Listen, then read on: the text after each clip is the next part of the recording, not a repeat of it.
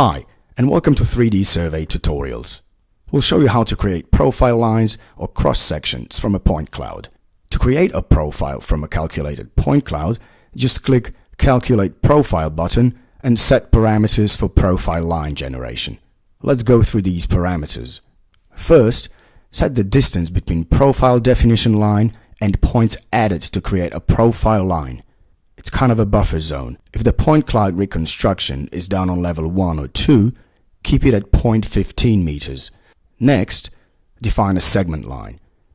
We advise you to keep it at 0.15, test it, and if you're not satisfied with the result, change the segment parameter to a higher or lower number. Next is the Calculated Transversal Profiles checkbox.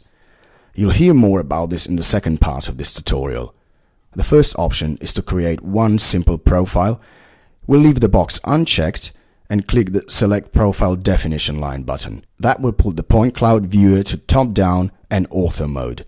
Select the profile definition line with the left mouse click, finish the selection with the right mouse click, wait a couple of seconds, and the profile line's created.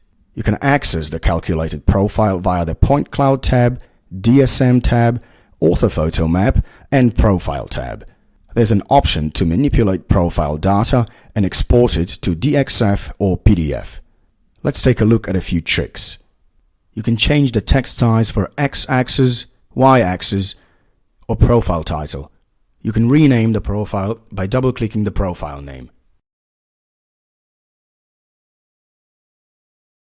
You can reconnect the anchor point by left mouse clicking the two red dots and reconnect button or the R key on your keyboard.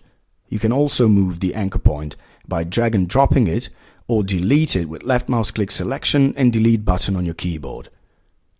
You can turn off profile point, profile lines, or anchor points. And you can change the scale between X and Y axis as well.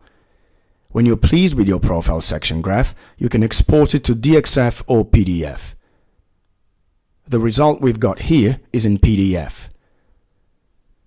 Okay, let's go back and see the second option. This time, we're going to use the Calculate Transversal Profiles box. Set the distance between transversal profiles, 10 meters for example. Go on by setting the length of the profile on each side. Let's do 30 meters. Click Select Profile Definition Line. Left mouse click to start the selection, right mouse click to finish it. Give it a few moments and you'll see the transversal profiles or section lines automatically generated based on selected parameters. Let's have a look of them on Orthophoto map and in the Profile tab. The first one is the profile of our definitions line. Below, we can see the section lines. Don't forget that you can use the same set of functionalities all round. Let's quickly see how it works on multiple point clouds.